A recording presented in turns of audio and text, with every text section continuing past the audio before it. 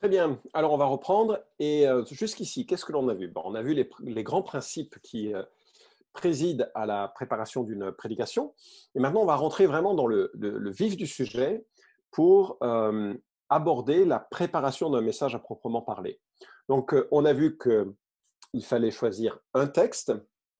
C'était ça l'essence de la prédication textuelle, c'est on allait laisser au texte le soin de s'imposer à nous dans son thème et dans son développement. Nous sommes que des serviteurs de la parole de Dieu, nous ne sommes pas des inventeurs de spiritualité, on est à son service, enfin, au service du Saint-Esprit qui l'a inspiré. Moi, je vous suggère que la puissance du Saint-Esprit se déverse dans le sens où lorsque c'est aligné avec la pensée qu'il a lui-même inspirée dans le texte que nous possédons. Donc, c'est important d'être fidèle à cela. Et notre objectif maintenant, c'est de prendre un texte et de laisser à ce texte s'imposer à nous pour qu'on puisse en présenter le sens avec fidélité, mais aussi en prenant en compte l'auditoire qui nous est, que l'on doit atteindre. D'accord? Donc, si vous prenez maintenant votre petite marque-page que je vous ai proposée, on a vu cette première partie. Maintenant, on va regarder la seconde et on va aborder l'ensemble des phases qui permettent d'aborder ou de préparer un message à partir d'un texte. Donc, la première étape consiste manifestement à choisir un texte. Alors, d'ailleurs, je vais vous proposer un partage d'écran pour revenir sur ce marque-page. Ce sera plus facile pour l'évoquer que de le montrer comme ça sur un écran. Donc voilà, vous avez un processus que je vous propose. Alors, juste une chose, hein, les processus varient d'un professeur d'homilétique, c'est-à-dire de prédication, à un autre. Le but n'est pas de se dire qu'il n'y a qu'une seule méthode. Il n'y en a pas qu'une seule méthode. Il y a plusieurs méthodes de préparation. Je ne vous dis pas que celle-ci est la meilleure. Je dis simplement que c'est la mienne et que donc je vais passer par là parce que je la maîtrise mieux, alors qu'on va vous proposer parfois d'autres méthodes pour passer du texte au message. Elles sont totalement légitimes, tout autant valides. Ce qui est important, c'est que vous en ayez une. Et si vous n'en avez pas, je vous propose celle-ci. Puis de toute façon, pendant cette journée de formation, vous êtes dans mon royaume et donc c'est moi qui dis comment les choses doivent être réalisées. Donc, on va voir cette étape. Manifestement, la septième étape, c'est la communication, la proclamation du message. Je ne vais pas écouter 180 prédications. Mais d'ailleurs, permettez-moi une petite boutade. J'ai découvert un attribut de Dieu que je connaissais, mais dont je n'avais pas mesuré les contours. C'est sa patience. Et je vous explique pourquoi ça m'est venu dessus alors que j'évoque la question de la prédication. Un jour, j'étais à l'Institut biblique de Genève et j'avais les premiers et deuxième cycles. Et c'était la semaine où ils présentaient leurs prédications. Donc pendant une semaine, j'ai écouté une trentaine de prédications des premiers cycles et je crois une quinzaine ou une vingtaine de prédications des deuxièmes cycles. J'ai entendu donc une quarantaine de prédications en une semaine. Écoutez, alors elles étaient toutes très bonnes, excellentes, bien sûr. Mais je dois dire que j'ai été absolument émerveillé de réaliser que ça fait 2000 ans que Jésus entend des prédications. Je me suis dit, wow, ça c'est une démonstration de patience.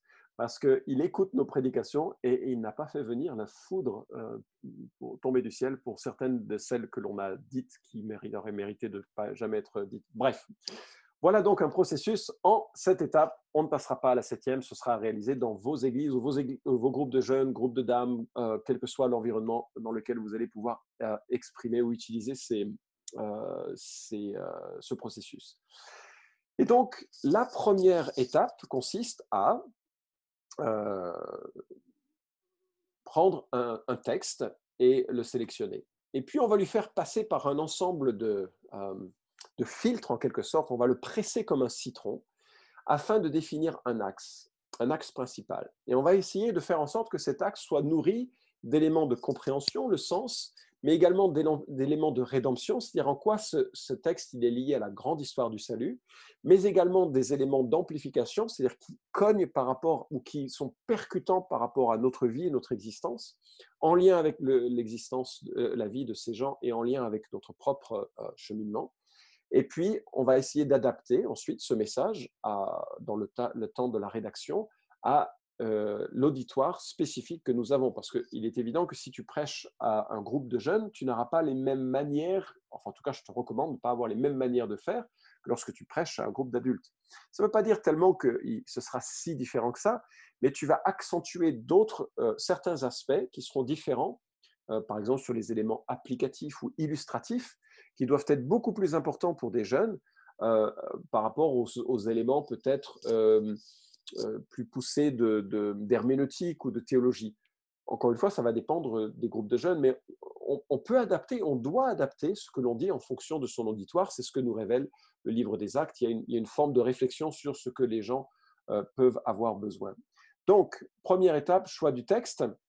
Alors, à ton avis, c'est quoi la bonne taille? C'est quoi la bonne taille pour un message? Alors, je te propose de chatter rapidement dans cette boîte. C'est quoi la bonne taille? Je ne sais pas ce que vous allez dire. Est-ce que c'est un chapitre, un verset, 5 versets, ou bien il n'y a pas de bonne taille? En fait, à mon avis, il n'y a pas de bonne taille. Je pense que la taille qu'il faut choisir, c'est une unité de pensée que l'on est capable soi-même d'absorber et à l'Église de digérer. C'est difficile de prêcher sur un verset, mais c'est possible. C'est difficile de prêcher sur un chapitre, mais c'est possible. Et donc, une prédication, elle peut être réalisée à partir d'un verset, mais on risque de faire du thématique, donc il faut être prudent. Et moi, je me souviens, je devais enseigner sur le sermon sur la montagne, et quand je suis arrivé sur Matthieu 7, 12, tout ce que vous voudriez que les hommes fassent pour vous, vous aussi faites-le pour eux, car c'est la loi et les prophètes. J'ai trouvé que c'était tellement dense en termes de contenu que je me suis dit, je vais faire tout un message là-dessus. Donc voilà, j'ai prêché sur un verset. Mais il faut pouvoir le faire, et c'est peut-être pas par là qu'il faut commencer en tant que jeune prédicateur. Quand j'ai fait une série sur Daniel, j'ai fait à raison de une prédication par chapitre. Et comme c'était très dense, je donnais un petit résumé par écrit qui était sur une feuille A5 avec le plan et puis un résumé des éléments qu'on trouvait dans ce texte pour faciliter la compréhension de l'Église. Mais c'était particulièrement difficile de faire ça. La bonne taille, c'est donc relatif. Il n'y a pas de taille minimale, il n'y a pas de taille maximale. Quelque part, on pourrait faire une prédication sur la Bible tout entière, mais alors manifestement, ce serait un regard à 10 000 mètres d'altitude, et ce serait forcément très, très réducteur, et ce serait difficile d'être fidèle à la pensée de l'Écriture. Je me souviens pour un livre dont j'ai été le co-éditeur, me suis attelé à l'exercice d'écrire un résumé de la Bible en 1000 mots, ce que la Bible dit en 1000 mots, et son récit, sa narrative en 1000 mots. Je trouvais ça un exercice vraiment intéressant. Ça m'a pris pas mal de temps, et tu le retrouveras dans Merci la Bible, ainsi que bible1000.org. Je crois que je l'ai mis sur un site à ce sujet. Donc voilà, on peut, mais plus c'est large, plus ça exige des capacités de synthèse, et aussi de synthèse sans peser d'un côté plus que de l'autre. Donc c'est vraiment compliqué, aussi à un verset. Alors, généralement, par contre, ce que l'on fait, c'est qu'on regarde le texte et on va trouver les marqueurs dans le texte qui nous permettent de dire je commence là, je m'arrête là. Alors, quels peuvent être ces marqueurs? Ça peut être alors je vais arrêter le partage de l'écran. Ça peut être des marqueurs comme des transitions, c'est pourquoi, c'est ainsi, ou bien donc, voilà. Ça peut être un changement de temps grammatical, ça peut être un changement de sujet. Ce qui est plus souvent le cas, c'est ce que l'on essaye d'observer davantage lorsque l'on est dans le choix du texte. Donc imagine, si tu devais prêcher sur Éphésiens chapitre 1, alors tu te dis, ok, je commence où? Si tu es dans une logique de prédication textuelle, et notamment de prédication textuelle suivie, je vais dire, je vais commencer au verset 1, et je vais aller du verset 1 à, ça c'est un choix. Alors, est-ce qu'il y a une bonne et une mauvaise manière de le faire? Non, c'est un choix. Moi, quand j'ai prêché là-dessus dans notre église, je me suis arrêté au verset 2. J'ai fait 1 et 2. C'est super riche, en fait, en termes de contenu, même de contenu en lui-même. puis ça permettait de donner un petit peu la tonalité de l'ensemble. Et je trouve qu'il y avait beaucoup de choses à dire sur l'apostolat, sur la volonté de Dieu, comment elle s'exprime, sur comment sont décrits les chrétiens et quelle est l'intention du salut qui est associé aux chrétiens. Enfin, il y a des choses qui sont absolument extraordinaires qui sont proposées, ne serait-ce que dans cette introduction. Et puis après, il se pose la question du verset 3 à 14. Les versets 3 à 14, c'est une seule phrase dans le texte grec, mais c'est d'une densité extraordinaire. Alors, tu peux choisir en tant que prédicateur de dire, écoute, on va prendre le verset 3 à 14 d'un coup. Et là, tu vas voir l'immensité des bénédictions sotériologiques liées au salut et liées à la personne de Dieu. Tu vas d'ailleurs remarquer qu'il y a une partie des grâces dont Dieu nous compte qui sont liées à l'œuvre du Père, une autre qui sont liées à l'œuvre du Fils, et d'autres qui sont liées à l'œuvre du Saint-Esprit. Ou bien tu peux dire, ouais, non, je vais le répartir justement en fonction de cette remarque trinitaire, je vais faire 3 messages. Ce que Dieu le Père fait pour notre salut, ce que Dieu le Fils fait pour notre salut, ce que Dieu le Saint-Esprit fait pour notre salut. Ça, ce sera à toi de voir. Et évidemment, plus tu réduis, plus tu dois être riche dans ta connaissance de la Bible et de sa théologie. Et plus tu choisis des longues sections, plus tu dois être riche en capacité de synthèse, tout en donnant des choses qui sont supérieures aux bénéfices qu'on ferait en faisant une simple lecture. Parce que la difficulté de prêcher un message léger, on va dire, c'est que tu lis le texte, enfin léger dans le sens où tu as beaucoup de textes bibliques, par exemple, tu vas effectivement faire les versets 3 à 14, et puis, ou bien un chapitre entier, par exemple. Le danger, c'est que tu fasses des remarques qui sont franchement superficielles, et que n'importe quel chrétien qui ait à sa disposition une Bible d'études peut avoir autant d'informations, si ce n'est plus. Donc à ce moment-là, ce n'est pas vraiment une prédication, tu vois. Donc, tu dois vraiment faire en sorte que ton texte, il a ce bon équilibre entre suffisamment et pas trop. Et ça, ça fait partie des éléments de croissance. Au fil du temps, on cerne mieux ce que l'on est capable de faire.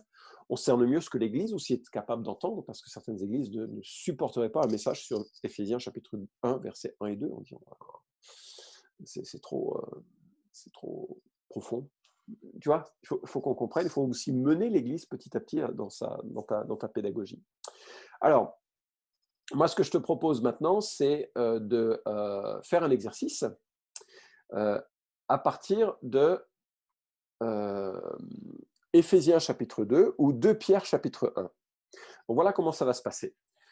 Tu vas prendre... il faut que je sois plus ferme dans mes horaires pour que ce soit clair, mais tu vas prendre 10 minutes pour choisir Éphésiens chapitre 2 ou 2 Pierre chapitre 1. Et ce que j'aimerais que tu fasses, c'est que tu découpes ces chapitres en plusieurs passages qui seront les textes de plusieurs prédications. Okay, c'est-à-dire que tu vas dire, OK, je vais couper là, et là, et là. Hein, et tu me diras, à la fin on va faire un corrigé de l'exercice après, et tu me diras, voilà, j'ai choisi de faire 2, 3, 4, 5, tu verras, prédications. Et ce que j'aimerais, c'est que quand tu as fait ce découpage, ben, tu essayes d'attribuer très rapidement un thème temporaire à ces passages. Alors, très rapidement, parce que c'est avant l'étude, là, donc c'est un thème absolument temporaire. C'est juste une impression à la lecture, et très fréquemment, mes propres impressions évoluent au fil de l'étude, et donc je dois réaliser que mon message se construit dans le temps. Okay, donc, prends 10 minutes pour lire avec attention Éphésiens chapitre 2, mais rapidement, et 2 Pierre chapitre 1, et tu fais quelques coupures pour dire, voilà, je vais arrêter ma lecture sur tel et tel texte. Et puis, quand on revient dans 10 minutes, eh bien, on fera le bilan de cet exercice.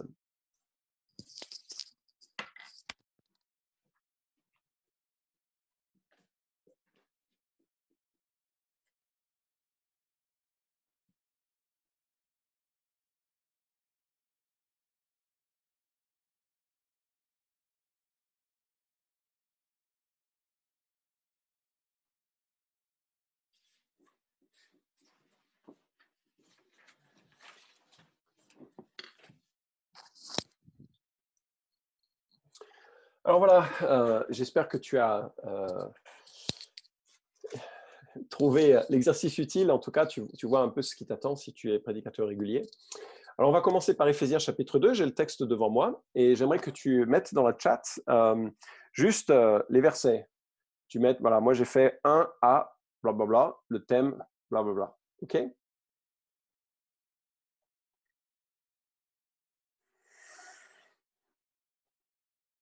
Alors, j'imagine que certaines personnes ont fait un découpage en disant, voilà, moi je vois assez clairement les versets 1 à 10 comme une unité. Alors ça, c'est 10 versets, c'est pas mal comme groupement de versets, c'est une portion significative quand même, mais il y a du contenu. Et c'est vrai qu'il y a une certaine logique à cela. Donc j'imagine que certains d'entre vous, sur les 180, probablement qu'il y a probablement le tiers ou la moitié. C'est généralement ce que les gens font assez rapidement et c'est un bon choix. Pour information, quand j'ai que 10 minutes avec un non-chrétien, j'aime bien le faire passer par Éphésiens chapitre 2 parce qu'on a tous les éléments descriptifs de l'évangile et de l'œuvre de Christ à la croix pour nous qui sont là. Donc, c'est un des textes que j'aime bien parcourir avec un non-croyant. Mais donc, tu as probablement utilisé ce découpage comme premier découpage. Pour certains d'entre vous, je sais que certains sont allés beaucoup plus loin, on reviendra là-dessus, en découpant plus finement. Ensuite, vraisemblablement, les versets 11 à 18, simplement parce que c'est souvent comme ça qu'ils sont séparés dans certaines Bibles.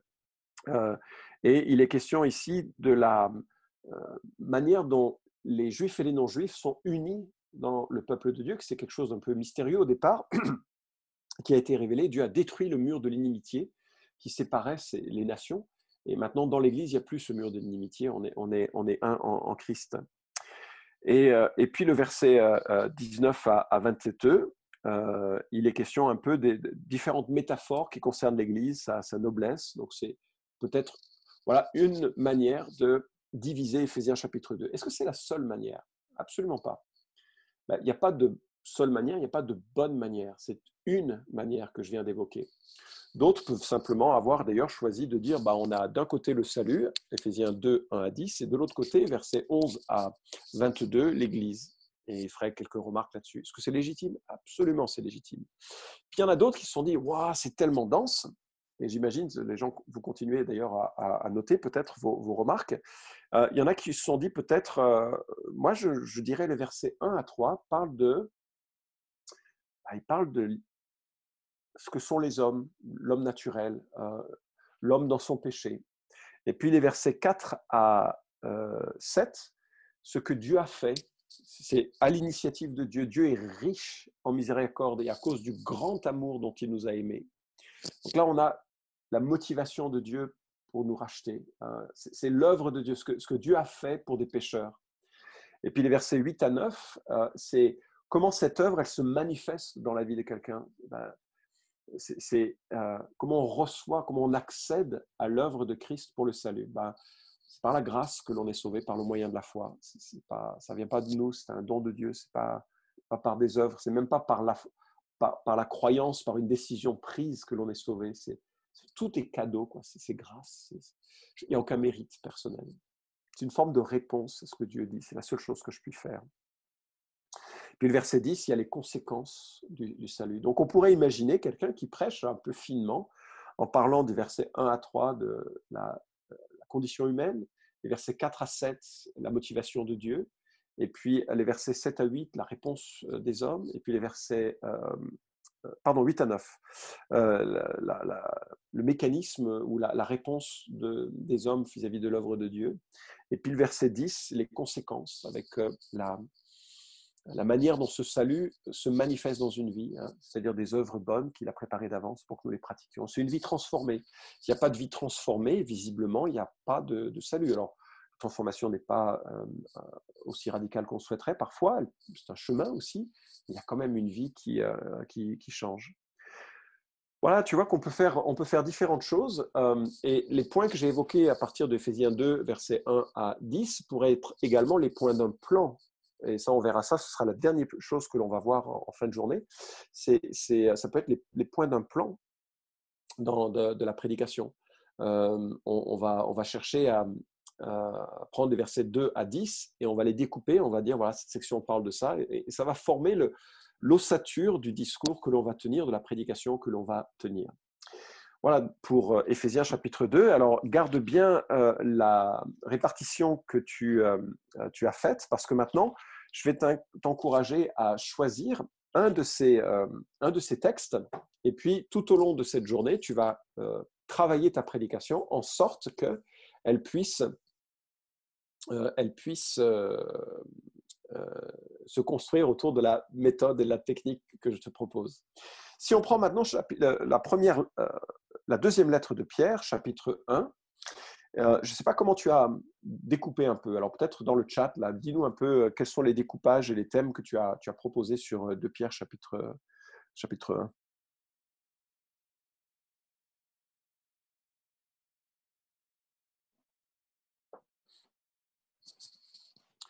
Alors là encore, hein, il y en a qui ont peut-être dit, bah, moi je préfère garder une vue un petit peu globale sur les choses. Donc j'ai pris le verset 1 jusqu'au verset 11 et j'en ai fait un traité du salut. Et puis, peut-être à partir, alors c'est là où toute l'interaction sera utile, hein, on pourrait cheminer ensemble, mais on n'a pas ce luxe ici. Et puis à partir du verset 12 et jusqu'au verset 15, il y a toute la notion de l'autorité dans l'Église quelque part, parce qu'on voit comment l'apôtre cherche à donner à l'Église une orientation, une structure, même avec son départ. Donc il y a quelque chose à retenir de cette forme-là, sur la manière dont Dieu veut que l'on puisse être édifié, équipé pour cela. Et puis à partir du verset 16 et jusqu'à la fin du chapitre 21, il y a les notions de ce qui est de l'autorité de la parole, de la révélation en général. Et c'est intéressant parce que l'apôtre Pierre, qui a connu l'un des événements spirituels les plus extraordinaires des évangiles, c'est-à-dire la transfiguration, quand les gens disent « moi j'aimerais bien vivre une expérience avec Dieu », moi c'est celle-ci que j'aimerais. J'aimerais être là à la transfiguration. J'aimerais être là quand Jésus s'est transformé, apparu dans toute sa gloire, quelque chose d'extraordinaire. Et voilà une expérience spirituelle vraie et authentique. Et pourtant, Pierre dit, mais nous tenons pour d'autant plus certaines la parole prophétique à laquelle vous faites bien de prêter attention comme à une lumière qui brille dans un lieu obscur. C'est-à-dire qu'il dit, voilà, on a vraiment entendu j'ai vraiment vu cette gloire, j'ai vraiment entendu cette voix, mais il y a quelque chose de plus certain qu'une expérience spirituelle, c'est la parole prophétique. La Bible est plus sûre que toutes vos expériences. C'est pour ça que quand les gens disent « oui, mais Dieu m'a dit », je m'en fiche. Dieu, t'as rien dit qui sera contraire à ça. Ça, c'est plus certain que ce que Dieu t'a dit. Et donc, il y a une autorité dans l'Écriture là qui est un thème qui serait à explorer si on devait prêcher sur 2 Pierre. Certains seraient considérés que c'est intéressant mais on loupe un peu beaucoup en profondeur parce que tu as remarqué qu'à partir du verset 3, cette divine puissance nous a donné tout ce qui contribue à la vie et à la piété en nous faisant connaître celui qui nous a appelés par ses propres vertus, par sa propre gloire. Et par elle, les promesses les plus précieuses nous ont été données afin que par elle, nous devenions participants à la nature divine, etc. Et puis, il dit, à cause de cela même, faites tous vos efforts. Et alors, c'est intéressant parce qu'on a d'un côté ce que Dieu a fait, hein, par elle, par ses promesses. Hein, Dieu nous a donné tout ce qui contribue à la vie et à la piété. D'un côté, Dieu nous donne quelque chose, et puis ensuite, on le met en pratique. Et il y a une conséquence. Donc, on pourrait aussi concentrer notre attention en plusieurs messages. On pourrait faire un premier message sur, là encore, l'apôtre Pierre, qui parle de la richesse du salut que nous avons, hein, versets 1 et 2. Je crois que c'est comme ça aussi que j'ai fait commencer ma série de Pierre dans l'Église. Et puis, je remarque son humilité. On a reçu la même foi, une foi identique, du même prix que la sienne. Lui, le grand apôtre Pierre, on est même rang, en quelque sorte, dans le salut. Hein. Il nous dépasse de quelques têtes aussi sur d'autres aspects. Et puis, il y a une notion que c'est la justice de Dieu, de notre Dieu et Sauveur Jésus-Christ. Il y a un texte qui parle de sa divinité d'ailleurs, c'est à cause de sa justice que nous sommes sauvés. Et son vœu de grâce et de paix nous parle. Et puis quand il se présente comme le serviteur, hein, l'esclave et l'apôtre de Jésus-Christ. Il renonce à toute prétention excessive, il a juste sa fonction d'apôtre et puis une certaine humilité dans les choses qu'il évoque. Donc on pourrait commencer par ça, et puis ça donne le sens, où on pourrait aussi profiter de pourquoi est-ce qu'il écrit cette deuxième lettre de Pierre, puis développer un peu le contexte historique dans lequel il se trouve et qui lui permettent d'aborder ces thèmes. Et puis, le deuxième message pourrait être alors les versets 3 au verset 5, où il est question, à partir du verset 5, donc du verset 3 et 4, pardon, tout ce que Dieu a fait pour notre salut, et à partir du verset 5, tout ce que nous devons mettre en pratique à cause de ce qui nous a été donné, pour être un deuxième message. Et puis après, la mise en pratique, donc troisième message. Et puis, on pourrait soit arrêter jusqu'au verset 11, ou bien dire qu'à partir du verset 8 et au verset 11, on a une mise en garde. C'est-à-dire que la réalité de notre salut se mesure à la réalité de notre mise en pratique de l'Évangile. Ce n'est pas que l'on perd le salut, à mon sens, hein, ce n'est pas que l'on perd le salut, hein, au verset 8 à 11, si jamais on ne développe pas ça. Mais c'est que si on ne développe pas les éléments qui sont là, c'est qu'on n'a pas les marques de l'Esprit en nous. C'est quelque chose qui est assez solennel, il faut faire attention à cela. Donc voilà, différentes manières de répartir ces textes. Et comme je l'ai dit, il n'y a pas de manière unique à faire cela. Tout dépend de vous en tant que prédicateur. Alors, quand on a fait cette sélection initiale, on a donc un texte. Et ce texte, maintenant, il va servir de base et de fondement à l'ensemble du travail que l'on va faire pour préparer la prédication. Il m'arrive, mais c'est un peu exceptionnel, mais il m'arrive notamment quand je fais une prédication suivie, textuelle suivie au fil des semaines. Donc, par exemple, je vais faire tout Philippiens, tout Éphésien. Il m'arrive de faire une sélection qui ne me convient pas quand j'arrive à la fin de mes préparatifs. C'est-à-dire que lors de l'étape compréhension, je réalise que finalement, il faut que je raccroche un autre verset ou bien que je supprime un verset. Même arrivé au moment de la prédication, j'étais tellement chaud sur la première partie du texte que dans le temps qui m'était imparti, je n'ai jamais pu couvrir l'ensemble de la prédication et j'ai dû improviser une conclusion, arrêter et puis reprendre la semaine suivante sur la suite du texte. La prédication est aussi un événement, c'est un moment de rencontre avec Dieu et son peuple et donc il y a aussi une certaine flexibilité à avoir. Mais grosso modo, on est quand même, je dirais, dans 80-90% des cas, des situations, on a vraiment sélectionné un texte et on va faire le gros du travail maintenant sur ce texte. Et ce texte, on va le prendre comme un citron et on va le presser. On va le presser en sorte qu'il puisse donner tout son jus et que l'ayant pressé et lui ayant retiré tout le jus qu'il était capable de nous donner, on puisse puiser dans un grand réservoir d'informations les éléments qui seront pertinents pour notre message. Okay ? Et ça, c'est justement la deuxième étape.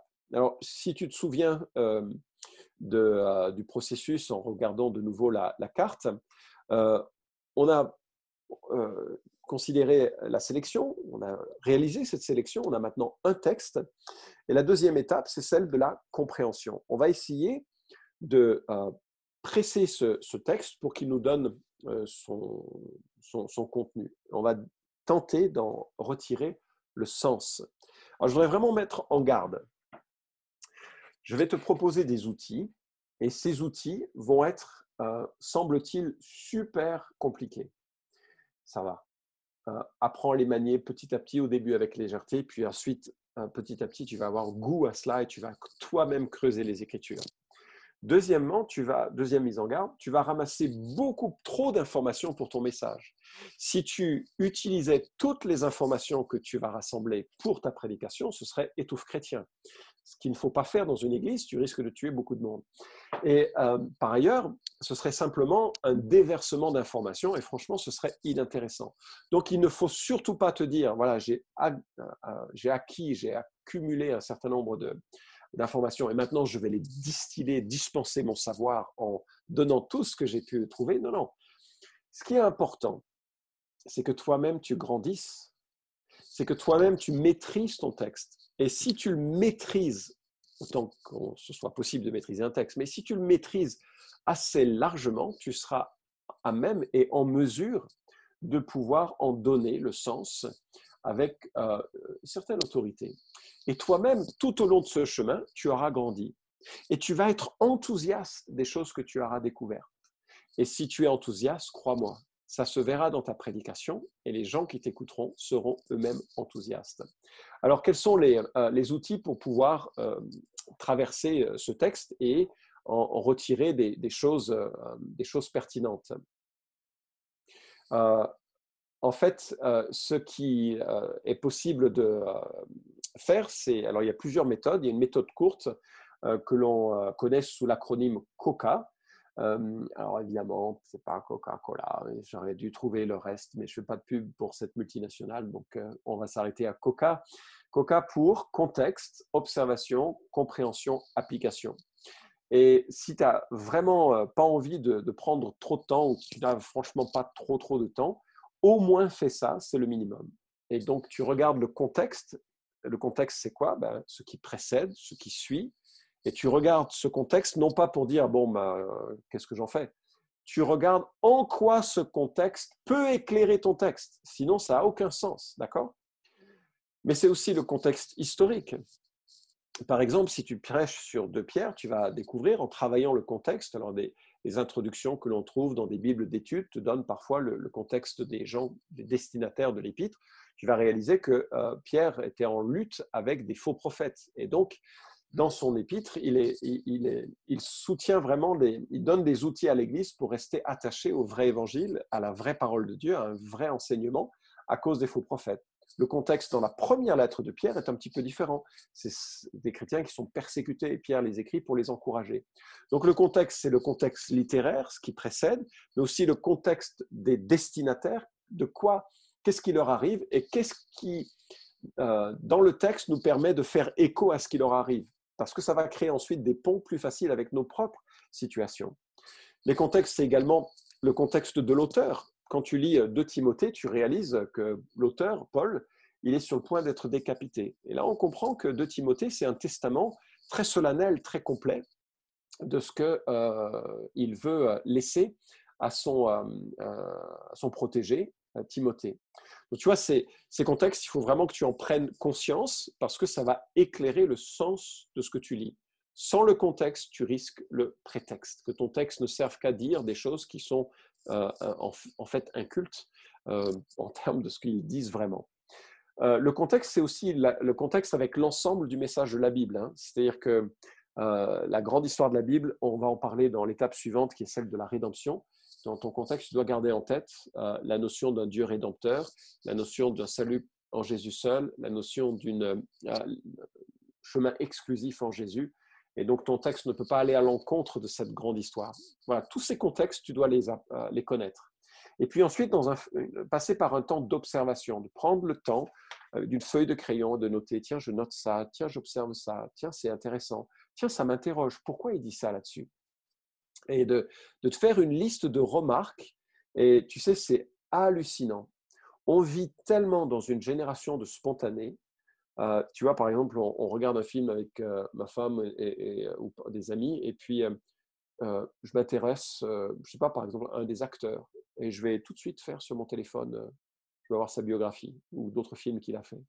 Ou bien, dans quel contexte il a été rédigé ce film, parce que ça semble un peu, enfin, ça pourrait éclairer ce que je viens de dire, ce que je découvre. C'est immédiat. Et on perd le temps de savourer la découverte que l'on peut faire du texte. Je lisais hier je crois que c'était dans Philippiens. Oui, c'était dans Philippiens. Il y a un mot qui m'a marqué. J'ai dit, tiens, je me demande ce que ça signifie vraiment. j'ai pris le temps de voir un peu ce que ce mot disait. Et je dis, waouh, Paul, il se voit comme ça. Et ça m'a édifié. Prenez le temps d'observer et d'étudier certains éléments que vous trouvez là. Prenez le temps. Prenez le temps. Et je sais que c'est compliqué parce qu'on on mène des vies de fous. Et moi, je suis toujours pressé par le temps. J'ai toujours une masse de projets qui m'attendent, d'emails, de correspondances, de téléphones. Et donc, je vais à l'efficacité et c'est dommage. Le temps de méditer, mâchurer, euh, mâcher le texte biblique. Tu vois ce que je veux dire? Euh, et, et à partir de là, de se dire, OK, maintenant que je l'ai observé, avec la compréhension de ce contexte qui éclaire ce que ça dit, je vais donner une phrase de compréhension de ce texte. C'est redoutable et difficile de faire ça. C'est-à-dire une phrase qui couvre pas simplement la première partie, mais l'ensemble du texte.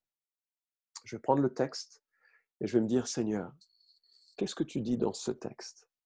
Qu'est-ce que tu dis dans ce texte? Qu'est-ce que je peux faire pour le rendre clair? Il est clair, c'est la parole de Dieu, mais pour le rendre clair à mon auditoire. Quel est le sens de du propos qui est là? Alors, souvent, je vais faire une ou deux phrases, ou trois phrases parfois, puis ensuite je vais essayer de synthétiser ces trois phrases. Il faut que ça couvre du début jusqu'à la fin du texte, mais de donner un peu le sens. Et en fait, je sais quand je suis arrivé à cet exercice, lorsque je suis capable de me mettre aux côtés d'un enfant et de lui dire, tu sais, dimanche, je vais parler de ça. Et voilà ce que ça va évoquer. Si je suis capable de dire ça et que je suis fidèle au texte, je suis arrivé à cette démarche. Donc la compréhension, c'est vraiment une étape importante de ce processus. Et puis enfin, si je fais que ça comme méthode, je vais regarder les applications possibles de ce texte.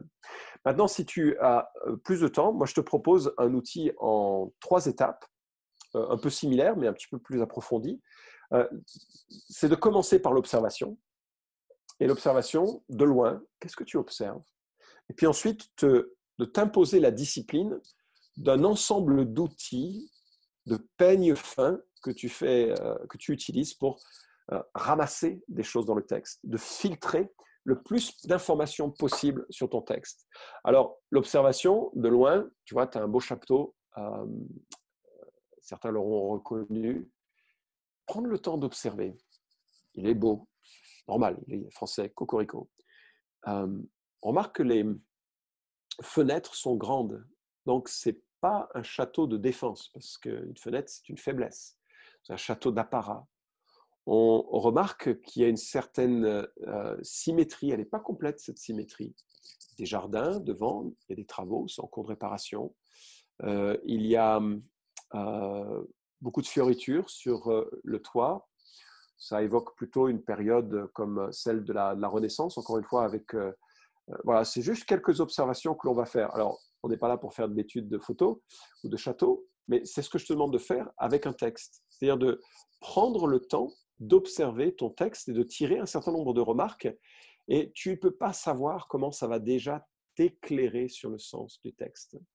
Le problème, c'est que toutes nos observations ne sont pas justes. Donc, on va prendre le temps d'analyser. Cette fois-ci, on va aller vraiment, on va faire un zoom in. Ah oui, c'est vraiment un drapeau français.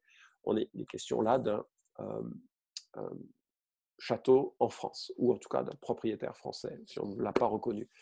Et donc, dans cette phase-là, on va s'interdire le moindre raccourci.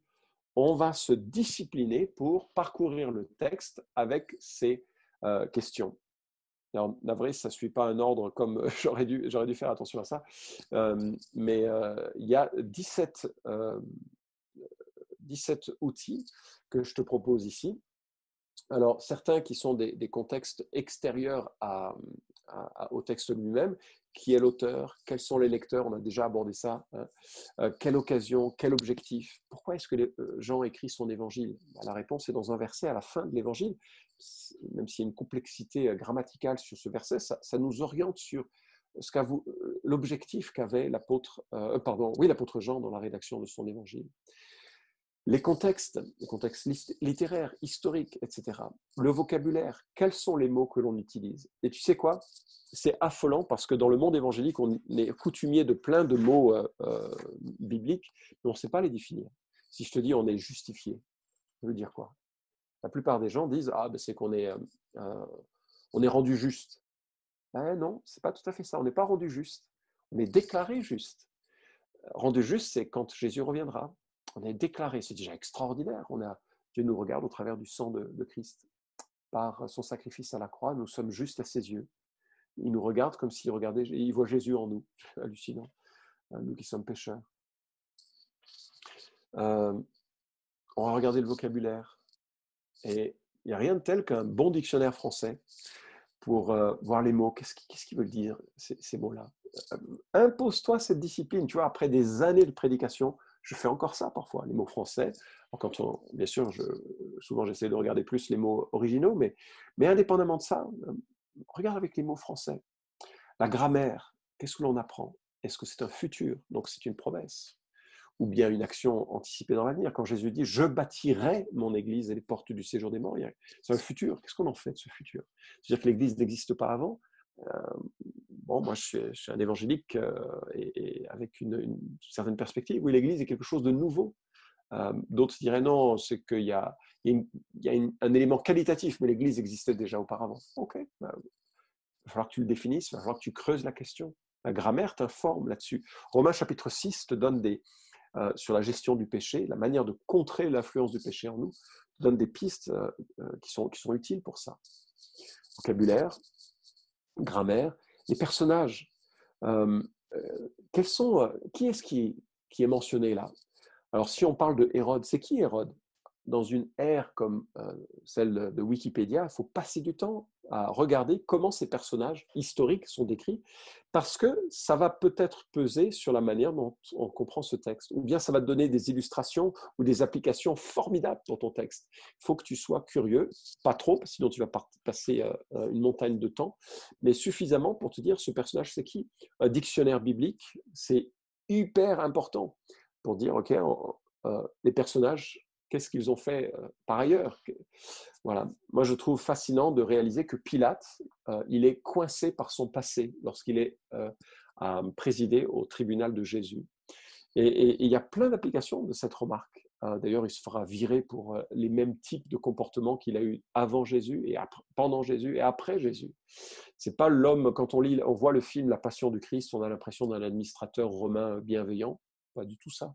C'est pas du tout ça. C'est un homme corrompu. Bref, je ne vais pas donner la suite. Étudie ces personnages parce que si tu parles d'eux, ça va éclairer la manière dont tu en parles. Regarde aussi les figures de style qui sont proposées, les métaphores quand il est question que l'Église est l'épouse du Christ. Qu'est-ce que ça veut dire? Qu'est-ce que ça implique? Quelle image cela donne? Etc. Les structures, notamment, c'est très important quand tu fais un psaume, les structures que l'on a, la poésie hébraïque s'exprime plus par les structures, pas par les rimes, comme c'est le cas dans nos poésies. La structure du texte, est-ce que l'on a des éléments à repérer? Il y a une affirmation A, et puis une affirmation B, puis on parle encore de B, puis ensuite on reparle de A. Qu'est-ce que ça veut dire? Est-ce qu'on a un zoom sur les informations B, ou est-ce qu'on a un effet de répétition, plutôt de parallélisme? Toutes ces choses qu'on va essayer de découvrir. L'histoire biblique est séculière.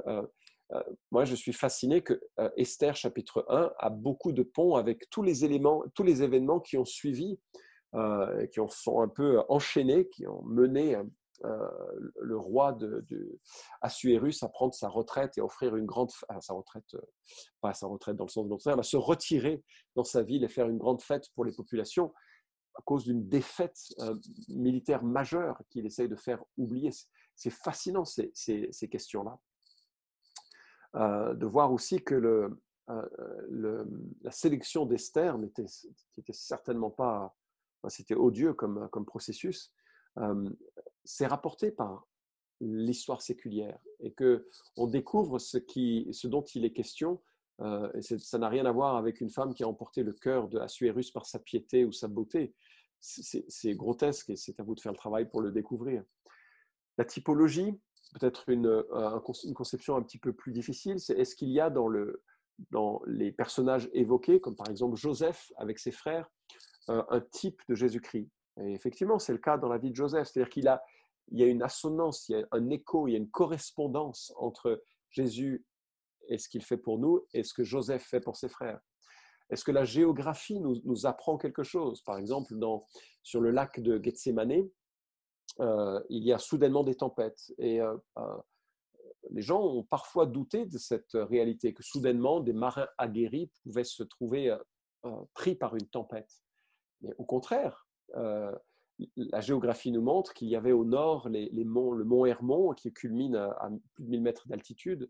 Je ne sais plus d'ailleurs si 1000 ou 3000 mètres, je crois que c'est 1000 mètres. J'ai plus souvenir je confonds en pied. Bref, il y a parfois de la neige. Il y a donc une masse d'air froid qui s'accumule sur le haut de la montagne et qui parfois dévale la montagne et se confronte de façon frontale avec de l'air sec qui vient du désert au sud de ce lac. Et lorsqu'il y a ces mouvements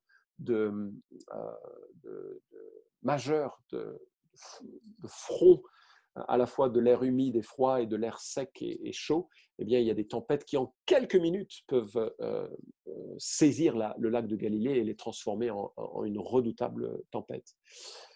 J'ai trouvé fascinant, quand j'ai visité Israël, de voir que le lieu où Jésus a prêché et le lieu d'où on a voulu le précipiter c'était pas tout proche. Il a fallu probablement 20 minutes ou une demi-heure de marche où Jésus a lutté avec ces gens avant de disparaître de leurs mains. Et ça peut éclairer des choses intéressantes à dire ou pas, mais en tout cas, vous allez le connaître. Le genre littéraire, ça c'est fondamental de bien comprendre les textes. Vous ne pouvez pas, par exemple, prendre les textes de la loi et dire « Ah ben voilà, si on est obéissant, Dieu va nous protéger du coronavirus, et si nous sommes désobéissants, Dieu va nous maudire avec le coronavirus. » Ça concerne cela, ces promesses que l'on a concernent Israël dans son royaume théocratique. Ce n'est pas une promesse pour l'Église, ce n'est pas une promesse pour le peuple de Dieu en général, ce n'est pas un principe absolu qui nous est donné. Comprendre le genre littéraire et sa portée pédagogique pour nous, c'est s'assurer de bien le prêcher. Si vous prêchez sur un récit, c'est-à-dire une narrative, une section de l'Évangile ou du livre des Actes, vous ne pouvez pas en tirer directement comme information que c'est quelque chose à imiter. Par exemple, la première Église a donné tous ses biens, enfin, beaucoup ont donné tous leurs biens pour l'Église. Est-ce que c'est un commandement? Est-ce qu'il faut faire ainsi? Les apôtres ont tiré au sort pour sélectionner le remplaçant de Judas. Est-ce qu'il faut le faire ainsi? Les récits ne sont pas les prescriptions. Et donc, il faut faire attention parce que certaines personnes ensuite vont dire « Ah, mais parce qu'en Actes chapitre 8, il y a une double étape dans l'œuvre du Saint-Esprit, donc ça doit être le cas. » Pas du tout. Il y a effectivement cette situation en Acte 8, mais ce n'est pas une norme. Bien d'autres exemples sont donnés dans le livre des Actes. Donc, la manière dont on comprend un récit et la manière dont on va peser sur la manière dont on le prêche. Donc, le genre littéraire joue énormément. Quelles sont les doctrines que nous trouvons? Doctrine de l'assurance du salut, de la doctrine de Christ, qui est Jésus, ou bien des thèmes, souvent des aspects connexes. Si vous prêchez sur, je sais pas moi, sur le fait de parler en Jacques chapitre 3, méfiez-vous, la langue est comme un feu qui détruit, c'est un petit organe qui a beaucoup d'influence. Peut-être ce serait bien de regarder tous les thèmes de la communication dans le livre des Proverbes. Et soit vous relisez Proverbes, soit vous reprenez le livre de Alfred Kuhn, L'art de vivre, et vous regardez tous les proverbes qui parlent de la communication, et ça va meubler votre compréhension de Jacques chapitre 3. Et enfin, dernière et ultime étape, regardez, ce n'est pas obligatoire, mais c'est utile de regarder les commentaires. Qu'est-ce qu'ils disent? Et quelles sont les informations qui vont m'aider à observer que j'ai correctement compris le texte ou au contraire que j'ai fait des erreurs dans ma compréhension de ce texte ou qui m'ont donné des informations que je ne connaissais pas. Alors méfiez-vous, c'est la dernière étape, le commentaire. Ça ne peut pas être la première étape, sinon vous allez vous appauvrir et vous allez réduire votre rôle à un rôle juste de commentateur de texte et vous allez simplement passer le commentaire des autres. La Bible doit déjà avoir tout son impact en vous. Ok? Donc, prenez le temps de consulter les commentaires, mais seulement en fin de parcours. Alors, quand j'évoque cela, les gens disent « Oh là là, c'est beaucoup trop de travail. » Oui, c'est du travail, mais ça pas besoin, vous n'avez pas besoin de passer 15 heures, 20 heures dessus. Même si, très honnêtement, si vous êtes à plein temps, au début, ça doit être le temps que vous passez parce que vous apprenez une technique et que plus tard, vous pourrez prendre des raccourcis. Mais on ne commence pas par les raccourcis, on commence par les techniques. On brise la technique quand elle nous a brisés. Sinon, on est encore des débutants, rebelles et indépendants. Et donc, il faut laisser à ces disciplines le soin de formater notre pratique. Là encore, quand j'évoque ça, il dit « Oui, mais alors, quel est le rôle du Saint-Esprit dans cela ?» Le rôle du Saint-Esprit, il est partout, dans l'ensemble de ces étapes. Quand j'ouvre un livre, quand j'ouvre ma Bible, quand je prêche, avant que je prêche, quand le lundi, je contemple la prédication que je vais après, je prie et je compte sur le Saint-Esprit. Le Saint-Esprit n'est pas distant de ce processus, il est impliqué dans ce processus. D'autres disent, oui, mais alors tu passes pas suffisamment de temps sur la prière. Alors ça, c'est une critique totalement légitime. Je devrais passer plus de temps sur la prière. Mais tous les jours, je prie, notamment pour les ministères que je dois réaliser, que Dieu les occupe de sa présence. Ok? Donc, observer, analyser, et la dernière étape, c'est synthétiser. Alors, synthétiser, c'est quoi? C'est de prendre l'ensemble des données et d'essayer d'en faire une synthèse. Alors, avec les outils que j'avais, je n'ai pas su faire les contours grossiers de ce beau château, mais c'est un peu l'idée que je vous propose, c'est de dire, voilà, maintenant vous avez, et c'est une troisième étape fondamentale pour votre prédication, vous avez rassemblé une masse d'informations, et cette masse d'informations, elle est dans un gros sac. Et en fait, ce serait super indigeste. Il faut maintenant, en quelque sorte, nouer la gerbe. C'est-à-dire qu'il faut prendre ces informations et essayer de leur donner un axe sur lequel je peux maintenant bosser pour définir un vecteur, une orientation à mon texte qui va me servir d'orientation à mon message. Je t'expliquerai comment on fait avec l'étape numéro 6. D'accord? Donc, dans cette troisième étape, observer, analyser, synthétiser. La synthèse, c'est quoi? Je vais prendre tout ce que j'ai vu et je vais dire, OK, ce texte dit, je vais définir le centre, je vais essayer de formuler le centre du texte. Et on modifiera cette phrase pour qu'elle devienne le centre pédagogique de la prédication. On appellera ça une proposition centrale. Je dis, OK, ce texte, il me permet d'aller dans quelle direction? Je vais où avec toutes ces informations? Donc, on définit le centre. Et ça, c'est une étape. Je veux juste te rassurer que lorsqu'on arrive à cette étape, on a fait 60%, je pense, du travail de préparation d'une prédication. Donc, un gros effort est donné sur le sens du texte. Le reste, c'est quelque chose ça va être plus des éléments qui vont meubler la présentation du texte. Donc, c'est une étape super importante. OK? Alors, on arrive maintenant à un temps où tu vas pouvoir reprendre le texte que tu as choisi en Éphésiens chapitre 1 ou en en Éphésiens chapitre 2 ou en Éphésiens, je vais reprendre. Tu as choisi un texte en Éphésiens 2 ou bien en 2 Pierre chapitre 1. Et maintenant, ce qu'il faut que tu fasses, c'est que tu prennes ce texte et que très rapidement, parce que c'est pédagogique ce que l'on va faire, tu prennes maintenant un quart d'heure pour faire passer ce texte au fil de ces outils.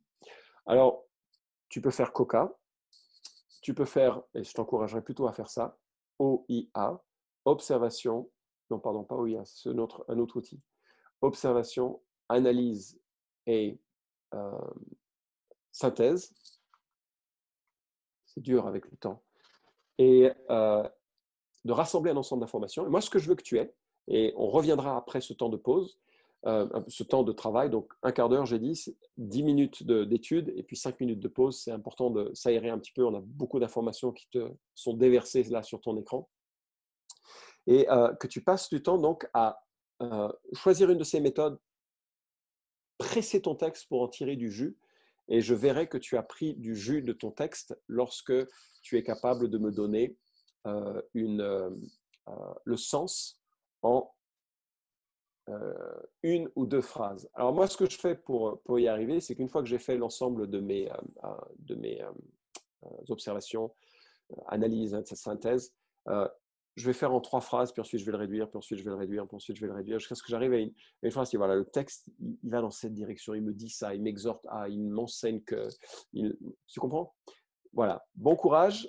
Tu as un quart d'heure, 10 minutes de travail et puis 5 minutes de pause. Et puis ensuite, on reprend pour la suite.